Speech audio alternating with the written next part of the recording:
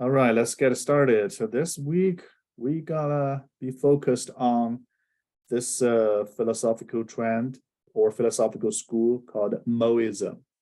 In Chinese language is Mozi and his followers. So we're gonna talk about this the teachings of this master Mo or Mozi and his followers. All right, but first we're gonna talk about the transformation from the spring and autumn period to the Warring States period in early China.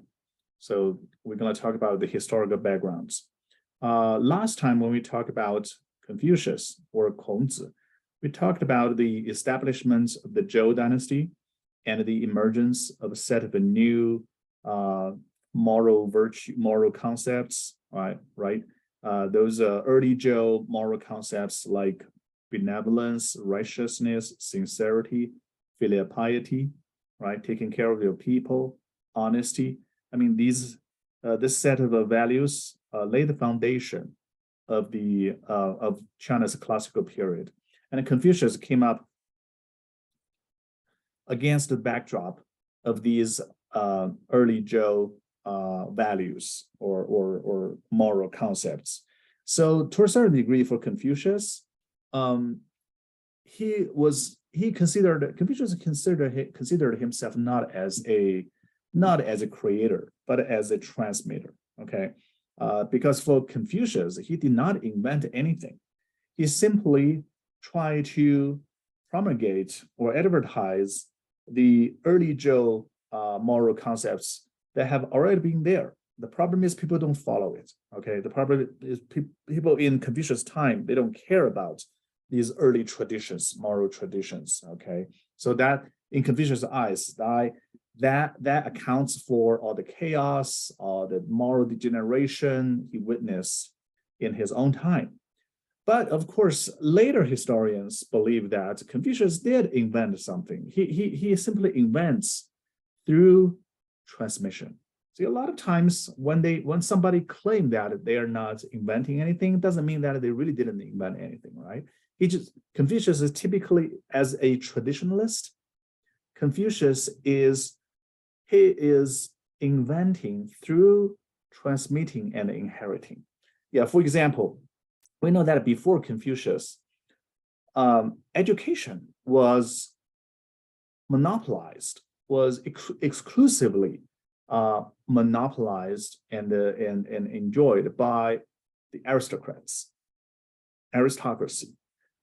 monopolized education. Okay, if you have to born into an aristocratic family to receive a classical education. This is sort of like medieval or Tokugawa Japan. Okay, you have to born to be a samurai. You have to born to be a noble man, right? And to receive education. And if you're a commoner, no, you're outside of the education. You cannot receive any classical education. But Confucius consciously recruited commoners into his academy. Okay, he's training everybody. He's educating everybody. He greatly expanded the scope of education to include everyone in the society. So that's what he's doing consciously. But in his eyes, that's the way it should be.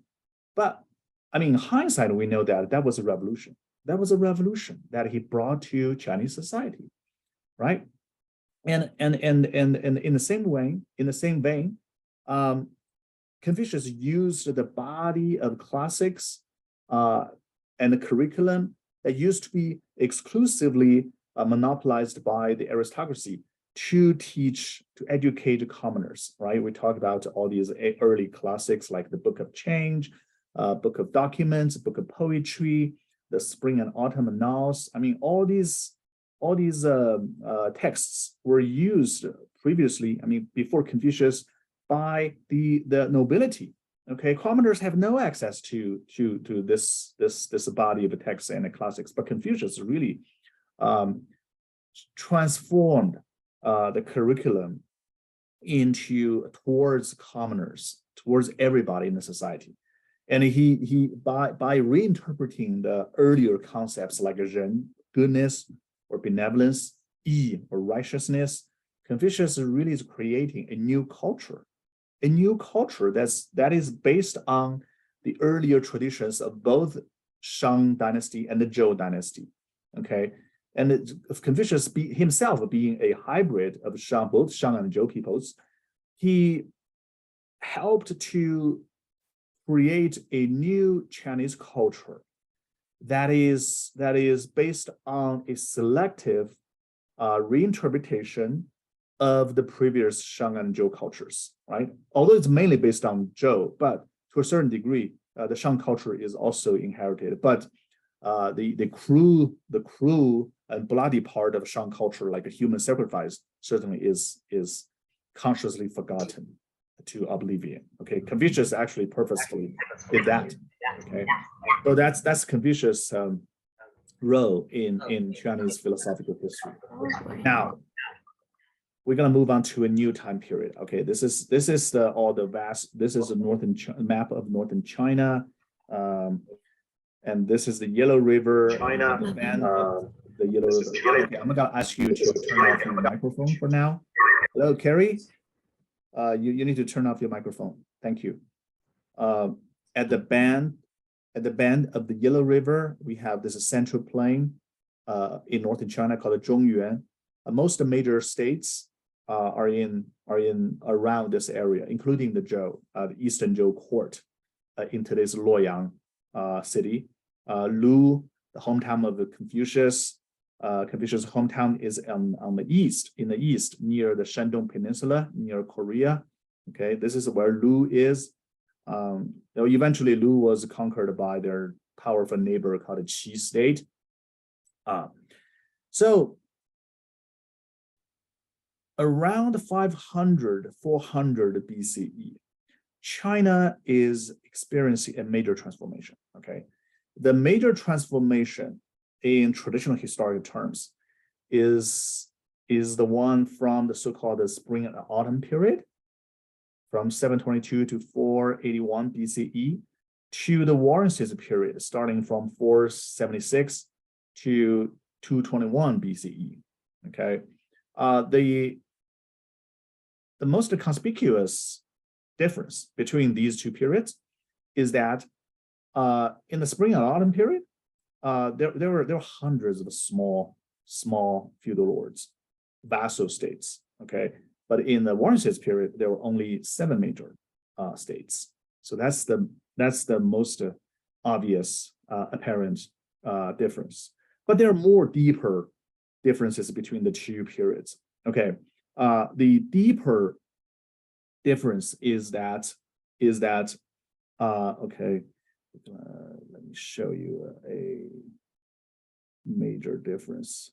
Okay, so now here we have a map of the Warring States period. Okay, we know on this map, you will see that the hundreds of small feudal lords, vassals, feudal vassals, including Lu, they're gone, disappeared. They got conquered. They've been conquered by larger states, including Zhao in the north, Yan in the northeast, near today's Beijing area, and the Qi on the east, controlling today's Shandong Peninsula, and then Chu in the south. Chu is the biggest state in the south, and it controls most of the territories near today's Yangtze River or Changjiang area. And then we have Qing on the west, rising on the west. Okay, eventually Qing conquered today's Sichuan area, and it became one of the largest Warring States. And then in the central plain, we have a Zhao in the north and a Wei in the middle, and the Han also in the south. These 3 states located in today's Henan and Shanxi provinces. Yeah, actually, my family name Wei came from this ancient state, Warring States, but eventually Wei state was conquered by Qing, just like all the other 6 states. So the 7 states eventually got unified by the Qing, eventually in 221 BCE. So that year marked the end of the Warring States period. That year also marked the creation of the Qing Empire. So Qing Kingdom became Qing Empire in 221 BCE. And from then on, China entered a new era that is imperial period. All the other Chinese dynasties, they followed the Qing practice of creating an empire, and they called later Chinese dynasties all called themselves an empire. But before Qing's unification or conquest in 221 BCE, no Chinese rulers call themselves emperor unless for some special occasions. So they only call themselves kings, just like the Zhou King, So the question is why these 7 major states won the competition? Okay, so we're talking about the transformation from the spring and autumn period to the warm season period. Why some states are more successful than others? Okay, there's a reason for that. The reason is because this historical transformation coincides with China's transformation from from Bronze Age to Iron Age. We know that iron started to be used by people during the Warring States period. Why Iron Age came after Bronze Age? The reason is not because iron is harder to obtain. Actually, iron ores are actually more available and accessible than copper, right? The problem is you need a different set of technology to really use iron. Okay, for example, in order to melt down the iron ores, you're gonna need a higher temperature, right? You need to get a higher temperature to really make iron tools and weapons, which once made is actually more useful than bronze tools and a weapon. Right? We know that. I mean, during the Han Dynasty, after the Qing and the Han Dynasty, iron weapon became the common weapon, common material for weapon and agricultural tools in China. But during the Warring States period, iron and bronze are used at the same time. Okay, the Qing army actually unified China using bronze weapon instead of iron. But iron tools, we know that it is getting more and more popular as a material for agricultural tools. So once you use iron tools instead of a bronze, this will greatly promote your agricultural production. This will make agricultural production more effective. So we actually see this iron weapon and tools in Warring States period. And those states who are taking a lead in introducing iron tools in terms of agriculture will win the day, will win the competition in terms of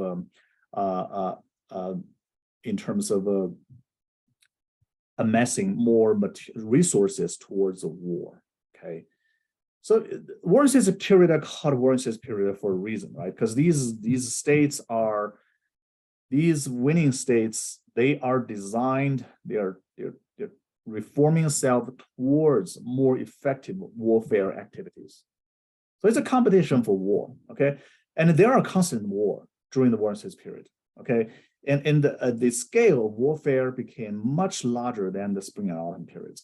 In the spring and autumn periods, the major participants of war were all aristocrats, like Confucius, okay? Aristocrats, just like in medieval Europe, the Chinese aristocrats in the spring and autumn period, they were trained in warfare, right? For example, Confucius, the so-called 6 arts that Confucius used to teach his students includes martial arts, includes operation of horse chariots. I mean, these skills are needed for warfare, for aristocratic warfare. Aristocrats are just like in medieval Europe and the medieval Japan, the nobility, their major profession, their major jobs, their occupation is warfare. Okay, they're trained, they're educated to fight in battlefield. So this is why they practice archery, they practice martial arts, they practice operation of horse chariots or equestrian skills, right? All these are designed for warfare. And aristocratic warfare during the spring and autumn periods, they follow ritual. They follow some ancient ritual. For example, the in order to initiate a warfare, a battle with your rival, you're gonna send a letter. Okay, you're gonna send a letter to your rivals, using very beautiful language, following ancient ritual, following ancient etiquette. Just very nicely say, we have tried everything to settle our dispute, but we cannot. So now, may I ask that we settle our disputes on battlefield? Very politely. Yeah, you did do things very politely because you're a nobleman, right? Yeah, and then if you get a reply saying, yes, let's settle our dispute on the battlefield, on what day, in what area, you have to agree upon an area for the battlefield. Okay, you don't attack people. Normally, you don't attack people. You launch a preemptive strike, sneaky strike on your enemies. That's not considered as following ritual. Okay, so you're gonna talk to your rival, have an agreement on a place and date and time to have the battle, and then you bring your army there. Okay, normally you mobilize your clan, your kinship, your lineage. You mobilize your family, army, because your family are all noblemen, right? And the noblemen will bring their horse chariots because only nobility has horse chariots. During this time there is no cavalry. Okay, Chinese learned how to build a cavalry much later during the War and Peace period. Okay, but in Spring Autumn period, all warfare was conducted using exclusively just horse chariots, followed by some peasant infantry. But peasant infantries are not the major force to determine the results of the battle. The horse chariots are. So most of the time, you're gonna have to lay out your horse chariots in one single line, right? Because you cannot have a long column of horse chariots, because if the leading horse chariots got destroyed and have a turnover, then it will block the way for the following horse chariots, right? So you have to line up your horse chariots in a single line, and then you're gonna charge together. You're gonna towards your enemy, Okay, and then before you launch a charge, you're going to follow some ancient ritual. For example, you're going to beat the drum to let your army and your enemy know that you're charging, right? Sometimes in order to be polite, there is a lot of etiquette in ancient spring and autumn periods warfare. Sometimes in order to show your politeness, you may wait for your rival to charge first, or sometimes you may have to retreat certain miles, just in order to give your enemy some area to charge at you. Okay, so it's sort of like Olympic Games. You follow all kinds of ancient rules, rituals, social norms, etiquette to show your honor. To kill your enemy is not the purpose of spring and autumn period of warfare. Okay, the purpose of warfare is to use military power to settle some disputes. After one charge, as long as your enemy is retreating, most of the time you don't want to chase them and kill them all. You just stop there because they already show that you yield to your power. In that case, some disputes has already been solved. So in that case, you don't kill them because your rivals are your relatives, remote relatives anyways. I mean, everybody, all the feudal lords were in fifth or appointed by the earlier Joking anyways, right? So the purpose of warfare is not to kill. This is very similar to the kind of to a certain degree, it's similar to the medieval European warfare. You don't kill a lot of people in the spring and autumn periods of war, right? Sometimes you even follow some ancient ritual, like you don't chase and kill your enemy when they're defeated. And even if you chase nominally, right, for a certain distance, and if there are some wounded soldiers among your rival's enemy, or there are some really old soldiers older soldiers in your enemy's army who are falling behind, you don't kill them, you don't injure them, you take care of them. You actually take care of them, take care of the wounds. So there's a lot of humanitarianism in spring and autumn kind of warfare. But when it comes down to the War and Peace period, things are very different. Okay, gradually changing. The purpose of warfare is to kill. You want to kill your enemy as much as possible, because if you let them go, next year they will come back. Okay, so you want to make sure that they're all killed. So, and also in the spring and autumn, in the War and Peace period of warfare, the major players in the warfare are not aristocrats anymore. They are commoner farmer infantry trained by centralized state towards warfare. So in War and Peace period, it's not uncommon for you to have more than 200,000 troops, 300,000 troops in one battle. And it's not uncommon that in one battle, more than 100,000, 200,000 troops are just got killed. And it's commonplace to kill your POWs. Even if they surrender, you still kill them. You still kill them. You drive them to a pit, and then you use bones and arrows just to kill all these surrendered soldiers, only because you know that if you let them go, next year they will come back.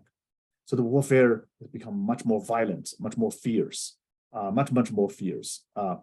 And horse chariots are not did not play a major role in the War and Peace period anymore.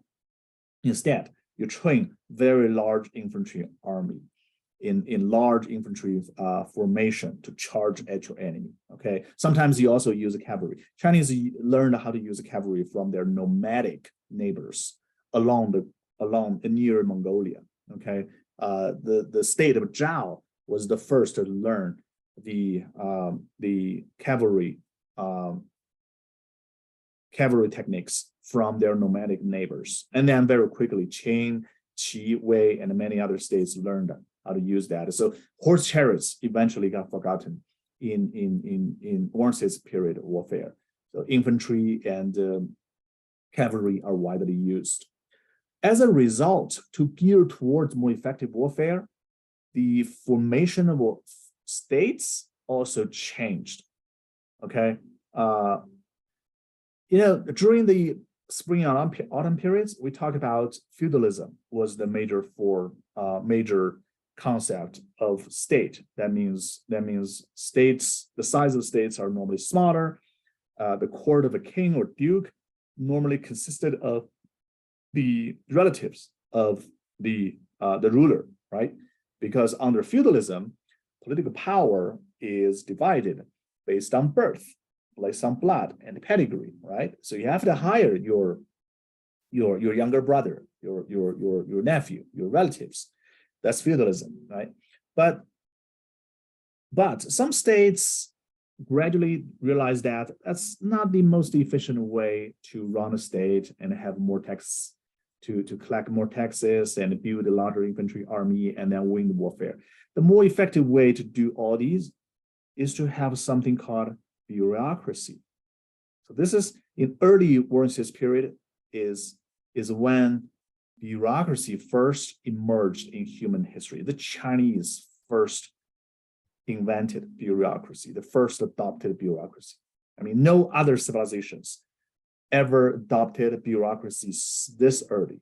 Okay, one theory is that the constant warfare and the intensity of warfare pushed a lot of competing states to drop feudalism and to pick up bureaucracy. Okay, the concept of bureaucracy is different than feudalism in the sense that bureaucracy is based on meritocracy. That means anyone who have an office in the government or have political power must prove your merit, either your military merit, an administrative merit, fiscal merit, okay, some kind of you have to show your engineering merit or some kind of merits before you're hired by the ruler, okay? Although the kings and dukes, they're still hereditary, their positions are still hereditary, but all other positions are not hereditary anymore. So this allows the rulers to kick out their stupid younger brother or stupid nephew out of the government, and they only hire people who can prove their merit. So in other words, War and Peace period kings and rulers, they're like a CEO of a company, okay? They only hire people after they can prove their merit. And then even after the officials are hired, as a bureaucrats, you still have to evaluate them periodically, right? You know, 1 year after 1 year or 2 years of service in your government, if they prove that, if your officials prove that they're incompetent, you kick them out, you fire them. Okay, you fire them. I mean, under feudalism, you cannot fire your younger brother, but now under bureaucracy, you can fire them. You can hire more new blood, more new people who can prove their merit into your system. So this makes bureaucracy far more efficient compared to feudalism. Okay, compared to feudalism. So this is a major change in the War and Cease period. Okay, so in 221 BCE, when all this warfare was finally ended by Qing's unification in 221 BCE, the Qing on the west, rising on the west, built up a huge empire in 221 BCE that is totally based on bureaucracy. Okay, not more than 90% of the officials, Qing kings or later Qing emperors hired were all non-family members. Okay, they are either commoners or lower ranking nobility, noblemen from other states, but it doesn't matter. Qing hire everyone coming to their state. Qing would hire everyone who can prove their merit, who can prove their competency, okay, in working as an official. So that's the major change from feudalism to bureaucracy, right? From horse chariot, the aristocratic warfare, to large infantry, commoner infantry warfare, right? From sort of a game like a ritual-based warfare rules to very violent, large-scale warfare that is designed to kill people and to take a territory and take a population. So this is the transformation from the spring and autumn period to the War and Cease period. Okay, yeah, so that's what we're talking about. Okay, from hereditary system, feudalist system to centralized bureaucracy, aristocracy versus meritocracy, where we're talking about transformation from the spring and autumn period to War and Cease period. This is a major transformation China has experienced because the centralized bureaucracy that War and Cease states, War and Cease period states created became the model for later Chinese empires. So once empire was created in 221 BCE, it became the major form of state for China all the way until 1911. Okay, so all later Chinese dynasties followed Qing style of empire from 221 BCE all the way to 1911. That's the year when the last Chinese empire collapsed. Okay, so more than 2,000 years, more than 2,200 years. Empire is the major form for China. But here, when we use the term empire, what we mean is a little bit different from the European sense of empire, because for European sense of empire, under empire, you have kingdoms, you have kings, right? Well, in the Chinese case, no, you normally you don't. Okay. Well, sometimes in Chinese empires, you would see some kings who are relatives to the emperor, but they normally don't have a substantial administrative power. The population and the territory in China were governed by officials hired by the emperor into the bureaucracy. So no, the kings are just nominal figureheads basically in China. The emperor is the ruler of China, and he hires scholar officials in his bureaucracy to rule the territory and the population and the commoners. So yeah, so that's the major transformation to War and Cease period. So in response to this new sort of changes, a lot of the Chinese thinkers are trying to answer the question. The questions fall into two categories. One is, how should a ruler act in such a new situation, new environment in War and Cease period, when there is a very violent constant warfare? If you fail in this competition, your result is that you as a ruler, you're not only going to lose your people, your territory, you yourself can be killed by conquerors. This is a unimaginable in one sense. I'm sorry, in spring and autumn period. In Confucius time, normally when a state is defeated, the line of their royal family is going to continue. Okay, because the victorious state normally is still going to respect the tradition. Okay, they use warfare only to settle disputes. Okay, very rarely they're gonna take new cities, new towns. Even more rarely, they're gonna totally destroy the royal family of the defeated state. Okay, but in Warren's period, things are different. I mean, if you're defeated, you could lose everything, including your life and your family's life. Okay, so how should a ruler act is one major question. So many thinkers are trying to provide the answer. So that's one category of questions. The other category of questions is how should commoners, how should ordinary people act in this violent, chaotic society? Okay, a lot of the thinkers are trying to provide an answer. So Mozi, or Master Mo, Mozi is one of the thinkers who provide a new answer to these new questions in this new era. Yeah. By the way, terracotta soldiers of the Qing. These terracotta soldiers were excavated in the 1970s near the tomb of the first emperor of Qing, who unified China in 221 BCE. I mean, no historic text sources ever recorded the existence of these terracotta soldiers, but they do exist. I mean, now we know they exist. Starting from 1970s. In 1970s, near the first emperor's tomb, we excavated more than 10,000. Archaeologists unearthed more than 10,000 of these statues. Okay, they are mass produced. I mean, their body, their arms are all mass produced, but their heads are individually customized and made. So together, they show a picture of the intensity of the warfare in the Warren period. Okay, Mozi. So let's talk about Mozi. We actually don't know too much about the life of this person called Mozi, who authored the book, also called Mozi. But based on the content he authored, he's definitely received some classical education, right? He knows how to write, and he knows a lot of engineering techniques. He has his own moral philosophy. He has his own political theory. He has his own vision of how the society should be crafted, engineered, right? He's an engineer and try to re-engineer the society. This is something interesting about the Mozi. Confucius never thought of that.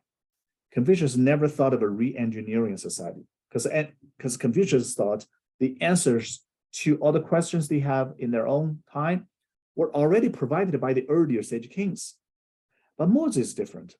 Mozi is trying to envision a new society based on a new type of a moral ideology, okay? So let's talk about him. First, we're going to talk about the Moist community. Moist community is a very strictly disciplined, even a paramilitary group. You know, most scholars agree that this is a paramilitary group. In the eyes of some of the states, they're mafia. They're mafia groups that should be cracked down, that should be put in prison and should be eliminated physically by the state. Yeah, for example, the Qing state,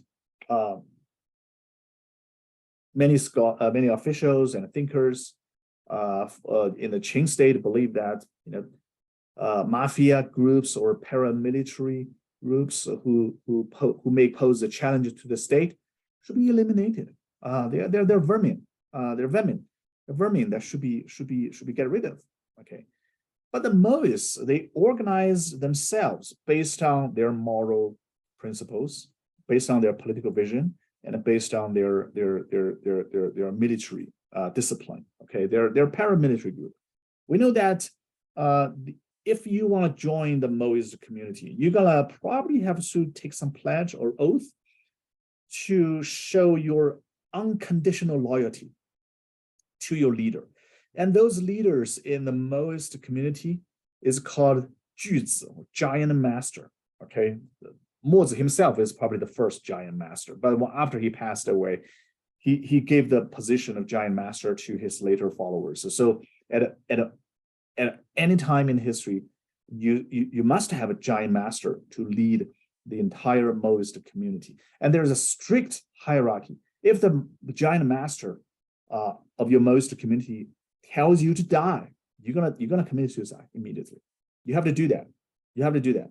So it's a more disciplined than mafia, okay, and more centralized than most, even Leninist, Stalinist party are not as centralized as Maoist communities. Okay, but these Maoists, they probably consider themselves as moralist and knight errants. Okay, they can probably consider themselves as some kind of moral heroes, willing to sacrifice their lives for their moral principles. We're going to talk about their moral principles. Okay, their membership came from merchants, artisan, even slave class, right, or lower ranking nobility class called a shi, right, and they do have a very strong compassion for the suffering of people.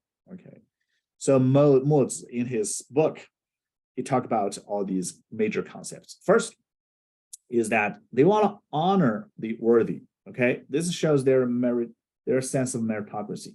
The Moists, they are believers of meritocracy instead of aristocracy. Okay, so this shows that they follow the trend of the transformation from spring and autumn period towards War and Peace period. Okay, so feudalism is fading away. So nobody is in sympathy to aristocracy. Most of the War and Peace thinkers, War and Peace period thinkers, they're not a sympathizer of feudalism or aristocracy. They believe in meritocracy.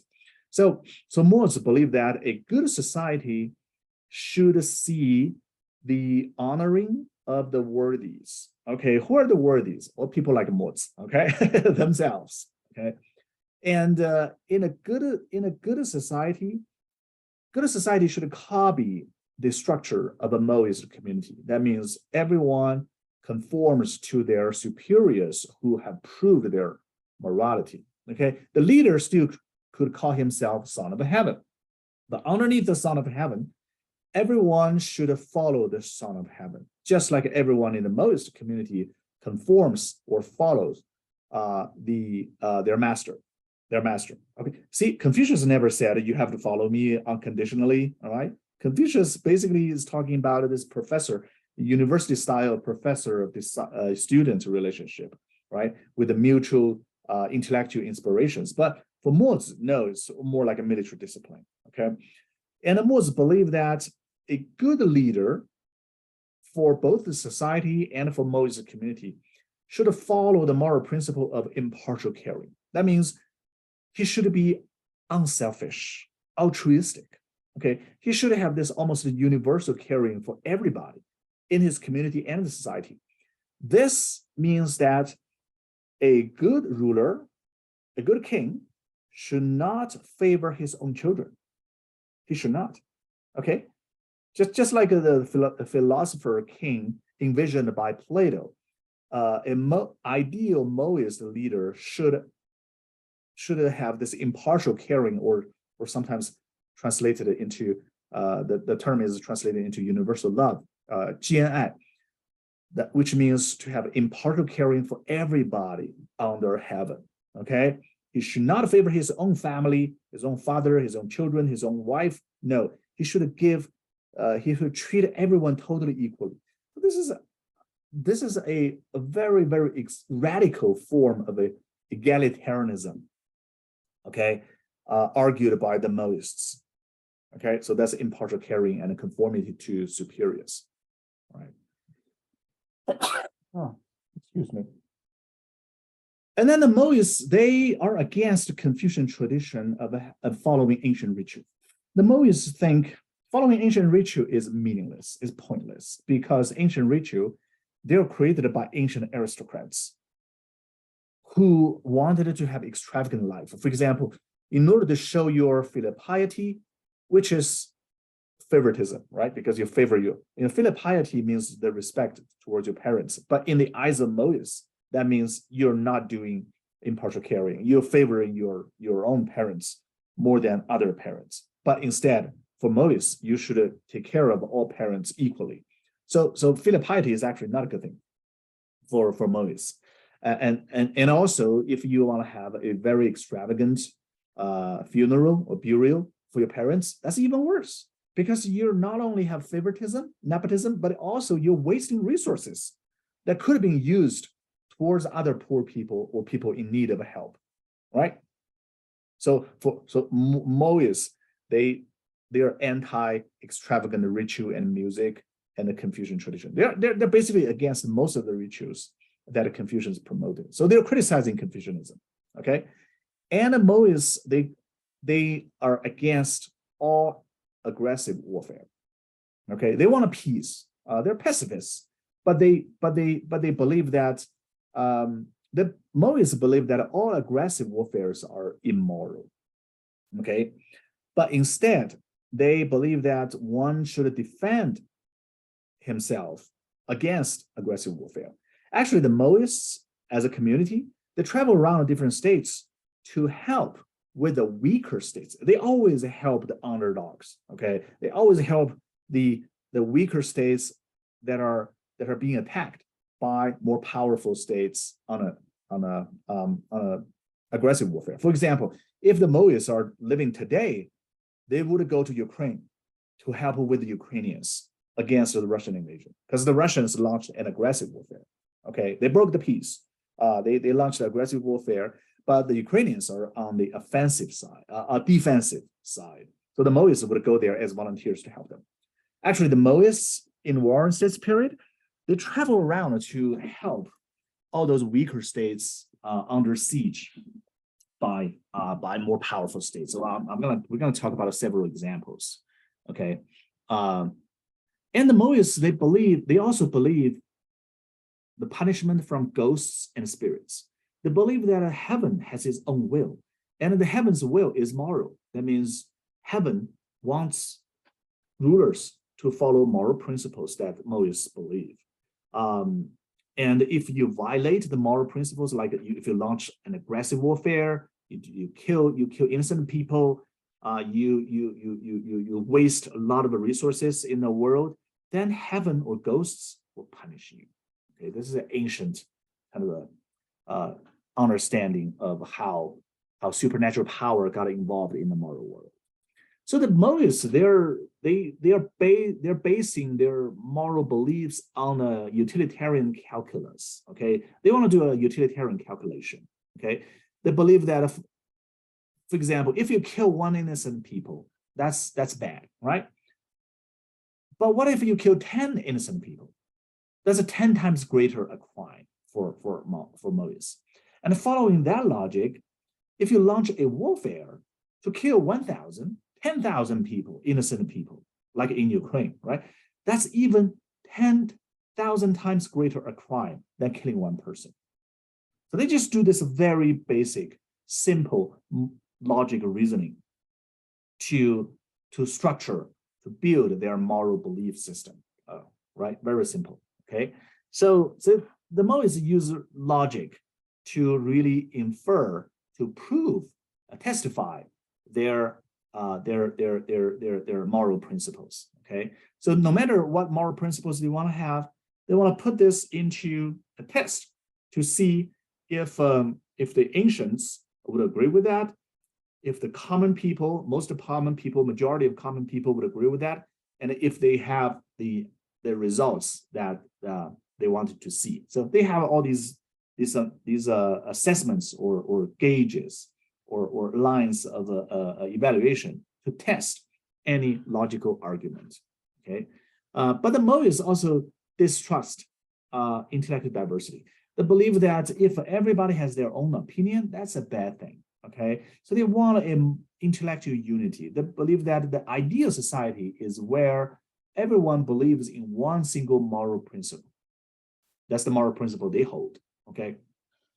So they believe this, the Mohists believe in this moralist authoritarianism, okay? They wanted an authoritarian government, but is based on moral principles to rule the society, just like the giant master rules his own community and has unconditional power or authority over his followers, okay? But you may say this sounds like a cult, right? It doesn't sound like a cult, all right? You may ask the question, what if your master is wrong? What if he makes mistakes? In that case, who is gonna rectify his mistakes? So that's a problem the Mohists never thought of, okay? But the Mohists, they did want to sacrifice their own lives for their moral principles. I mean, from the existing sources, we know that these people are, according to the sources, they're not hypocrites, okay? They're not that hypocritic. They do take their words seriously, okay? They're very different from many of the rulers of authoritarian governments in today's world, okay? The Mohists didn't want to sacrifice their lives for their principles, okay? For example, let me tell you these stories recorded in other sources. For example, after Mozi himself passed away, when Master Mo himself was there, he traveled around leading his followers to help the underdogs, to help with the states under attack. So at one point, he went to this state under attack by the Chu state, which is the most powerful state. If we look at the map, okay. Okay, the Chu state is the largest. So it's easy for the Chu state to mobilize more than, say, 500,000 troops for one campaign that could last for months. Okay, this is typical for one state period warfare. In the spring and autumn periods, warfare, one war rarely lasts more than 1 day.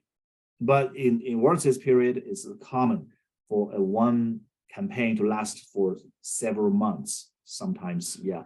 So you have to mobilize a lot of manpower and resources towards such kind of warfare. Okay, so back to the Mohism. So once Master Mo went to a weaker state in defense of itself against the Chu's attack, okay, and Mozi would he's very good at all kinds of techniques in defending a city. The Mohists, they're not interested in defending, in inventing any military techniques to help you attack other states. Okay, they're only interested in military techniques that help you defend yourself. Okay, so an offensive weapon is not something they want to build. They only want to build defensive weapons and technologies, right? So that's what Mozi would do. After Mozi passed away, he gave this position of giant master to one of his followers, and so on. So we have a record showing even after Mozi passed away, his followers, the later giant masters, they follow the same model principle. They always go to the weaker states under attack. For example, there's one story showing one giant master leading about like 180 of his followers going to a weaker state, and they try to defend the state, but their enemies are so great, the city is going to be overwhelmed by their powerful enemy. So one Mohist talked to the giant master. They say, we probably should leave the state. Okay, it's no use for us to stay here. That one Mohist says his point is that if we stay here and get killed, if this act can bring any benefit to that weaker state, I'm ready to do that. I'm ready to die, no problem. But the problem is we can all die here. Okay, this city is going to be taken by the powerful enemy. Everybody's going to die. So I don't see any point of doing this. But The giant masters replied, saying, I had this promise to the ruler of the city that I'm going to help him to hold the city as much as possible. I have to keep up to my promise. So this is why I have to die. If you want to go, just go away. No problem. I'll give you my order. You can escape this city. So that Mozi made that suggestion saying, okay, master, giant master, if you want to die here, I'm gonna follow you. I'm gonna follow you. So we all gonna die here. So 182 of them are gonna die there. But the giant master said, wait a minute, I forgot something. If I die here, how about our community? The Mozi community has to continue, right?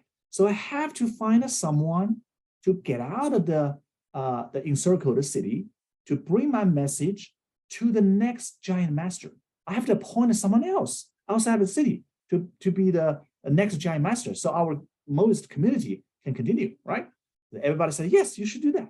So the giant master appointed 2 messengers to get out of the city, to bring his order, to appoint someone in another state to become the next giant master of the Mozi community. And then the 180 Mozi, they all died fighting in the city there. So the 2 messengers, they brought that message to the new giant master. Okay, they brought news to the new ruler, to the new leader, saying, okay, the old giant master died together with the 182 of his followers in that city, helping the weaker state. But now he appointed you as the next giant master. And the next giant master said, okay, I get the news. And he said, now you, the 2 messengers, please don't return to the ruined city, okay? Because everyone dies there. You stay with me because I'm your giant master. I have authority over you, right? You stay here. But the 2 messengers replied. They said, yeah, you're the new giant master, but with the one exception, we're only messengers, so we're still loyal to our old giant master. So our job is to go back to commit suicide, to die with our old giant master. So that's how they're serious about their moral principles. So the new giant master can do nothing about it, instead of letting the 2 messengers return back to the ruined city, and they committed suicide there. So, I mean, all these Mozi principles, I mean, on one hand, they may look like a mafia who may challenge state power, but on the other hand, they seem to be pretty sincere and honest about their moral principles. Because according to all these sources, they are willing to die anytime for their moral principles, to help the underdogs to fulfill their moral beliefs, right? So that's the story of the Mozists. Okay. Any questions? Any questions at this point before we move on to a discussion of the text of the book of Mozi?